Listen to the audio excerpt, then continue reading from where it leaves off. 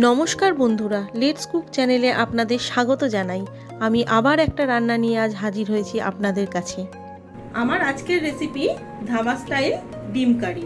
এই ধাবা স্টাইল ডিম কারি কিভাবে বানাতে হয় তাহলে চলুন একবার দেখিয়ে দিই।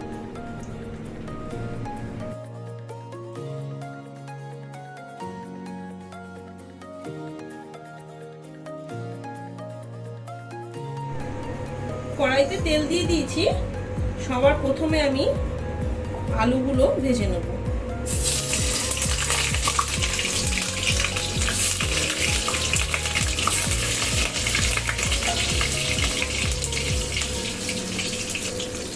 আলুর মধ্যে সামান্য একটু নুন দিয়ে দিচ্ছি আর সামান্য একটু হলুদ দিয়ে দিচ্ছি। একটু লাল লাল করে আলুগুলো ভেজে নেব।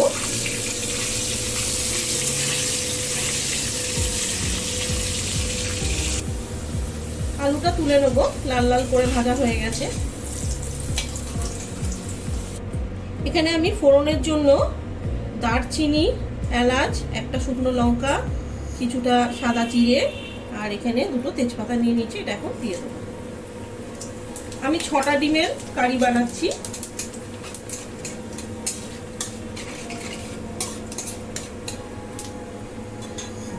এখানে দুটো মিডিয়াম সাইজের পেঁয়াজ কুচিয়ে রেখেছি, সেটাও দিয়ে দেবো এখন।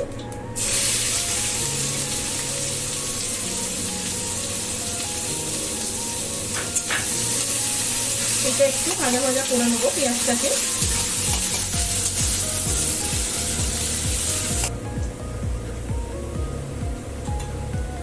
এখানে 3টের মতন কাঁচা লঙ্কা কুচিয়ে রেখেছি, দিয়ে দিচ্ছি। ঝালটা যে যেরকম পছন্দ করেন সেই অনুযায়ী দেবেন। আমি আরো একটু ভাজা ভাজা করবো পেঁয়াজটা।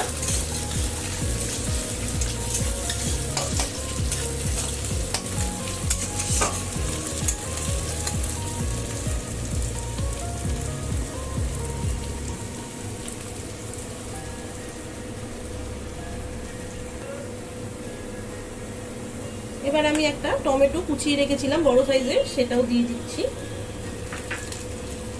টমেটোটাও একটু নরম হবে।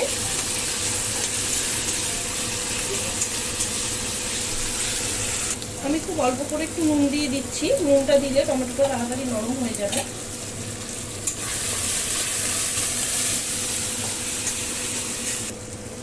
এবার আমি 1 চামচের মতন আদা রসুনের পেস্টটা দিচ্ছি।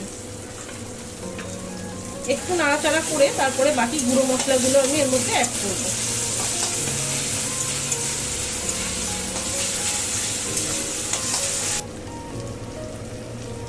হাফ চামচের মতন হলুদ গুঁড়ো দিচ্ছি, হাফ চামচ জিরে গুঁড়ো, 1 চামচ ধনে গুঁড়ো। ধনে গুঁড়োটা কিন্তু বেশি লাগবে এতে। হাফ চামচ কাশ্মীরি লাল লঙ্কার গুঁড়ো, গোলমরিচের গুঁড়ো হাফ চামচের একটু কম,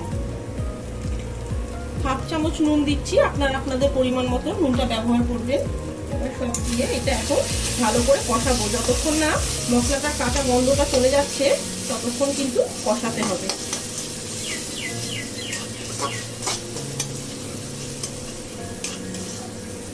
খুব সামান্য একটু চিনি অ্যাড করছি।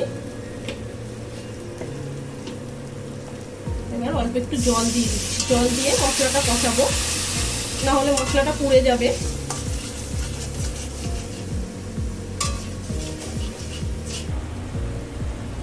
পাঁচ থেকে 7 মিনিটের মতন মশলাটা আমি কষিয়ে নিয়েছি। এখন আমি এই আলুটা ভেজে রেখেছিলাম সেটা আমি দিয়ে দিচ্ছি। আলুটা দিয়েও আমি মোটামুটি 2 থেকে 3 মিনিটের মতন আরো কষাবো। আমি এখন সামান্য একটু ধনে পাতা কুচানোর মধ্যে দিয়ে দিচ্ছি। দিয়ে এটাকে আমি আরো 2-3 মিনিট কষাবো।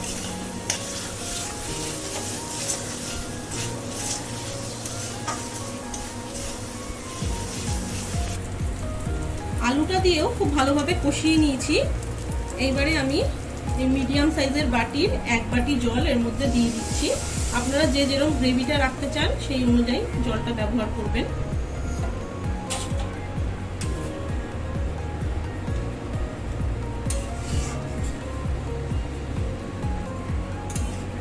আমি এখন গ্যাসের ফ্লেমটা মিডিয়ামে রেখে ঢাকা দিয়ে দিচ্ছি, আলুটা সিদ্ধ হওয়া অবধি অপেক্ষা করতে হবে।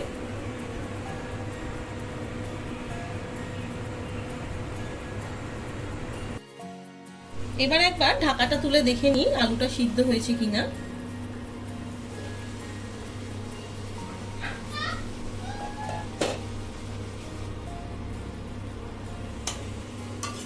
আলুটা কিন্তু সিদ্ধ হয়ে গেছে। এবারে আমি ডিমটা দিয়ে দেবো। আমি এখানে 6টা ডিম নিয়ে নিয়েছি। ডিমটা মাঝখান থেকে চিড়ে চিড়ে নিয়েছি প্রত্যেকটা ডিমের। এই ডিমগুলোকে এর মধ্যে দিয়ে দেবো।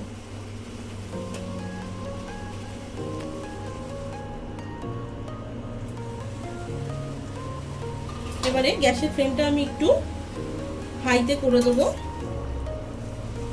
দিয়ে আমি আরো একটু টানিয়ে নেবো ঝোলটাকে। ডিমগুলো দিয়েও একটু ফুটবে।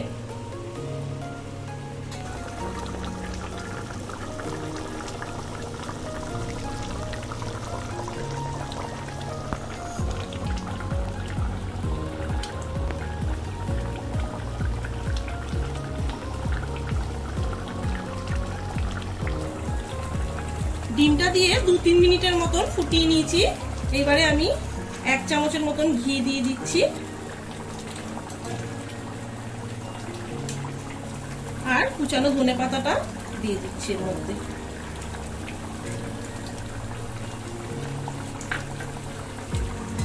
ধাবা স্টাইল ডিম কারি কিন্তু আমার একদম রেডি হয়ে গেছে।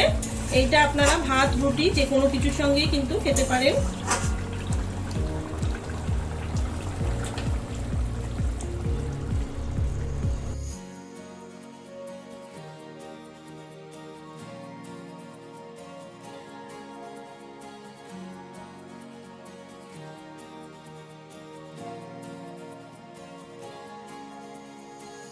আমার ভিডিওটা যদি ভালো লাগে তাহলে লাইক করবেন, প্রচুর প্রচুর শেয়ার করবেন। আরও নতুন নতুন রান্না পাওয়ার জন্য লেটস কুক চ্যানেলটাকে সাবস্ক্রাইব করতে ভুলবেন না। ভালো থাকবেন, সুস্থ থাকবেন, ধন্যবাদ।